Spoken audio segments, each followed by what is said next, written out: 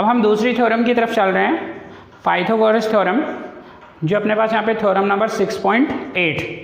तो उस थ्योरम में देखिए अपने पास यहाँ पे पाइथागोरस के बारे में तो आप सब जानते होंगे, ठीक है। उसमें होता है h हाइपोटेनियस होता है, तो हाइपोटेनियस का स्क्वायर अदर टू साइड के स्क्वायर के इक्वल होगा।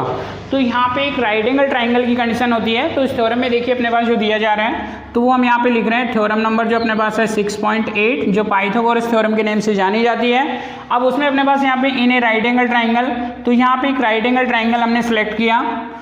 तो राइट एंगल ट्राइंगल अगर हमने सेलेक्ट किया है तो उसका नेम रिप्रेजेंट कर देते हैं ए पॉइंट, बी पॉइंट और ये पॉइंट सी। तो यहाँ पे लिखा भी उसको साथ में ए बी सी, एक ट्राइंगल जिसके अंदर एंगल बी इक्वल 90। अब हमें यहाँ पे पाइथागोरस थ्योरम के बारे में आप लोग जानते भी हो, नहीं हो तो फिर भी एक बार मैं आपको एक्सप्लेन कर देता हूँ, ठीक है। हाइपोटेनियस का स्क्वायर वो क्या होगा, अदर टू साइड के स्क्वायर के सम के इक्वल होगा। तो यहाँ पे देखिए अपने पास हाइपोटेनियस कौन सी लाइन है, तो हाइपोटेनियस लाइन 90 डिग्री के एंगल के सामने आपको मिलेगी। तो 90 डिग्री का एंगल बी है, तो बी पॉइंट के सामने कौन सी लाइन रिप्रेजेंट है, ए सी है, तो ए सी का स्क्वायर करोगे। अब वो अदर टू साइड, तो अदर टू साइड कौन सी होगी अपने पास, एक तो बी सी और एक और साइड कौन सी होगी ट्राइंगल की, ए बी। इन दोनों का स्क्वायर करके फिर उनका अगर आप सम करोगे तो वो जो सम होगा वो हाइपोटेनियस के स्क्वायर के इक्वल होगा। तो ये चीज़ हमें लेके आनी है, तो इस पॉइंट को हम यहाँ पे डाल देते हैं प्रूव दैट का पॉइंट। अब जैसे अपने पास फर्स्ट है तो गिवन का पॉइंट था, सेकंड प्रूव दैट का होता है थ्योरम में, और थर्ड जो पॉइंट आता है कंस्ट्रक्शन का पॉइंट आता है। तो यहाँ कंस्ट्रक्शन के पॉइंट में चलते हैं। तो कंस्ट्रक्शन के पॉइंट में देखिए हमें यहाँ पे एक परपेंडिकुलर डालना है बी पॉइंट से हाइपोटेनियस के ऊपर। तो यहाँ हमने बी पॉइंट से एक परपेंडिकुलर डाल दिया हाइपोटेनियस पे। तो इस बात को हमने लिखा ड्रो बी डी परपेंडिकुलर किसके ऊपर, ए सी के ऊपर। तो देखिए यहाँ पे हमने क्या कर दिया, बी पॉइंट से एक परपेंडिकुलर डाल दिया है, कौन सी साइड के ऊपर, ए सी। अब इसको डालने के बाद में फिर हमें प्रूफ के पॉइंट में लिखना होगा इस परपेंडिकुलर को लेकर के, ठीक है। हमें क्या करना है उस बातों को यहाँ पे लिखना है ताकि ये स्टेटमेंट अपना प्रूफ हो जाए। तो यहाँ पे जैसे ये परपेंडिकुलर है तो मैं इस साइड का जो एंगल है उसको भी नंबर डाल देता हूँ। तो 1 और 2 आपके पास राइट एंगल बनेंगे। अगर ये लेफ्ट साइड में आपके पास, ठीक है, ये मान के चलिए 90 दिखा रहा है, तो राइट साइड की तरफ भी क्या होगा, 90 डिग्री एंगल होगा। अब हमें जो करना क्या है इस बात को लाने के लिए, यहाँ पे एक ट्राइंगल बन रहा है छोटे वाला, स्मॉल जो ट्राइंगल इधर बन रहा है एक तो, और एक इधर बन रहा है। इस स्मॉल ट्राइंगल को लार्ज ट्राइंगल के साथ क्या करेंगे, सिमिलर करेंगे। इसी तरह से इस स्मॉल ट्राइंगल को भी लार्ज ट्राइंगल के साथ सिमिलर करेंगे। तो यहाँ पे देखिए उनको लिखते हैं किस तरह से उस ट्राइंगल को सिमिलर करते हैं और किस तरह से अपने पास उनके नेम लिखे जा रहे हैं। तो मैंने एक ट्राइंगल जो स्मॉल ट्राइंगल है उसका नेम लिखना स्टार्ट किया सी पॉइंट से। तो C D B, C D B. अब इसको मेरे को सिमिलर करना है, तो यहाँ पे मैंने एंड डाल दिया। कौन से ट्राइंगल के साथ सिमिलर करना है, छोटे वाले सिमिलर करना है, तो इसका नेम मैंने क्या है, तो ट्राइंगल का नेम से स्टार्ट होगा। फिर मैं स्मॉल में तरफ गया तो लार्ज में भी 90 की तरफ जाएंगे, तो बी पॉइंट आ जाएगा। यहाँ से बी पॉइंट की तरफ निकले तो इसमें थर्ड कौन सा है, ट्राइंगल में, तो बी हो जाएगा। अब इन दोनों में देखिए एक एंगल 90 है, नंबर 1 मैंने यहाँ पे डाल रखा है 90, और इस एंगल के अंदर लार्ज में कौन सा है 90, बी एंगल। तो देखिए इस स्मॉल ट्राइंगल के अंदर 90 डिग्री का एंगल है, वो है आपके पास नंबर डाल रखा है 1, और इस लार्ज जो ट्राइंगल है सी बी ए के अंदर वो अपने पास कौन सा है, पी। तो ये 90 डिग्री है। अब एक कंडीशन हमने मैच कर दी सिमिलर करने के लिए, दूसरा एंगल और रिप्रेजेंट करते हैं। तो दूसरा एंगल जो अपने पास ये सी है, तो ये एंगल सी है वो आपके पास इस स्मॉल ट्राइंगल के अंदर भी है और लार्ज ट्राइंगल के अंदर भी है। तो यहाँ पे आपके पास क्या angle C equal angle C लिखोगे, जिसको आप रीजन में डालोगे कॉमन एंगल।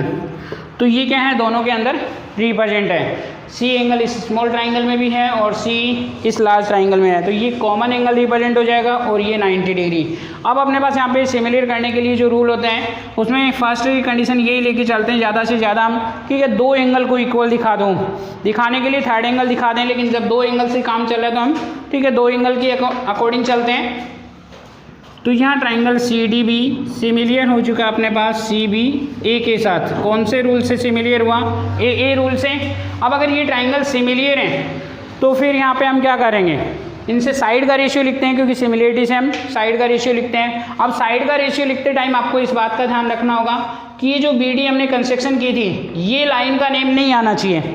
तो देखिए वो रेशियो लिखने के लिए मैंने फर्स्ट 2 नेम सेलेक्ट किए फर्स्ट ट्राइंगल में, तो इसके अपॉन में मेरे पास सेकंड जो ट्राइंगल का नेम है उसमें फर्स्ट 2 नेम इसके अपॉन में रिप्रेजेंट हो जाएंगे। तो यहाँ पे अगर मैं इनका नेम BC लिख दूँ या CB लिख दूँ कोई फ़र्क नहीं पड़ेगा, इक्वल। फिर अगर मैं अभी लास्ट 2 नेम लेके चल रहा हूँ तो लास्ट 2 नेम अपना कौन सा आ रहा है BD, तो यहाँ में यही बात ध्यान में रखनी थी, जब रेशियो लिखते हैं तो ये BD का नेम नहीं आना चाहिए और BD नेम आ रहा है इसलिए BD को छोड़ देंगे। फिर हम यहाँ पे क्या कर लेंगे फर्स्ट और लास्ट नेम, तो फर्स्ट और लास्ट से क्या बनता है BC, तो इसी तरह से सेकंड ट्राइंगल में भी फर्स्ट और लास्ट नेम से क्या बनता है AC। अब इनको क्रॉस मल्टीप्लाई कर देते हैं, तो ये कंडीशन क्रॉस मल्टीप्लाई होकर स्क्वायर बनेगा BC स्क्वायर और ये condition CD into AC equation बन जाएगी फर्स्ट। इसी तरह से अपने पास यहाँ पे स्मॉल ट्राइंगल एक और था ADB, तो मैंने ट्राइंगल का नेम लिखा ADB।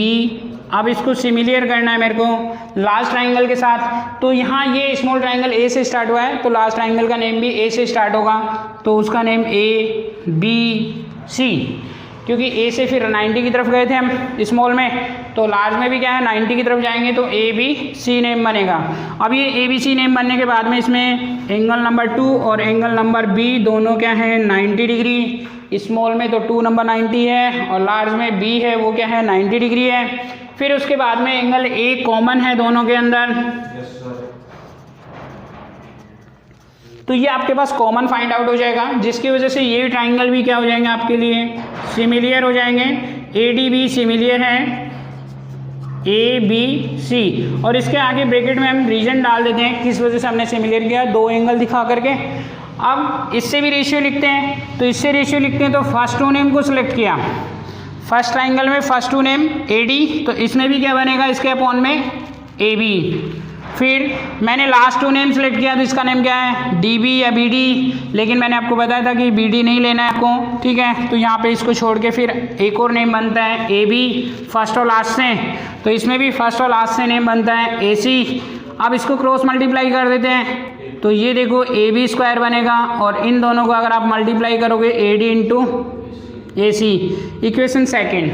अब हमें जो पाइथागोरस लानी थी उसके अंदर देखो BC स्क्वायर और AB स्क्वायर, तो आपके पास भी यहाँ पे फर्स्ट कंडीशन में BC स्क्वायर है और सेकंड कंडीशन में AB स्क्वायर है, ये दोनों यहाँ पे ऐड है, तो यहाँ पे भी हम इन दोनों इक्वेशन को क्या कर लेते हैं ऐड कर लेते हैं, फर्स्ट और सेकंड इक्वेशन को ऐड कर देते हैं, जिसमें अपने पास देखो अभी फर्स्ट में लिखा हुआ है लेफ्ट साइड में BC स्क्वायर और सेकेंड में लिखा हुआ है लेफ्ट साइड में AB स्क्वायर, तो ये अपने पास लेफ्ट साइड में ऐड हो जाएंगे। राइट साइड में जो लिखा है उनको लिख देते हैं CD into AC first condition में, सेकंड कंडीशन में लिखा हुआ है AD इंटू AC।